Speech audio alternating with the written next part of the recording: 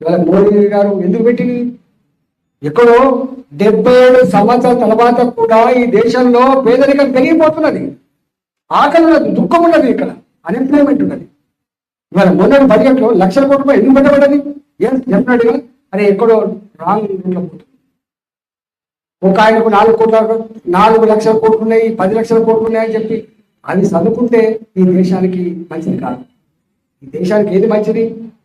ఈ దేశంలో తెలుగుదేశం కార్డు సంఖ్య తగ్గాలి, ఈ దేశంలో ఆరోగ్యశ్రీ కార్డు సంఖ్య తగ్గాలి, ఈ దేశంలో నువ్వు ఇయ్యద్దు బిడ్డ నేను బతకగలుగుతున్నటువంటి స్థాయి రావాలి. నేను వీళ్ళకి ఎక్కడ కూడా అడుక్కోని ఉండదు. వీళ్ళు రేషన్ కార్డు కోసము లేకపోతే ఆరోగ్యశ్రీ కార్డు కోసము అడుక్కోవాలి ఎవరికి ఉండదు, గుర్తుపెట్టుకోండి. స్వతహాగా అడుక్కోవాలి ఎవరికి ఉండదు. కానీ దిక్కు లేక, అవకాశం లేక, బతుకుదెరువు లేక ఆ కుటుంబాన్ని పోషించుకునే క్రమంలో ఇవన్నీ అడుక్కుంటారు. అందువల్ల ఎటువైపు దేశం ఇగో వాళ్ళ కాళ్ళ మీద వాళ్ళు బతికేటువంటి స్థాయికి ఎదగాలి. వాళ్ళు అంటున్నారు మాకు తెలివి ఉన్నది, మాకు చేయగలిగే శక్తి ఉంది, మాకు చేర ఉంది, కానీ మాకు అవకాశం కల్పించమని, చేసే అవకాశం కల్పించమని.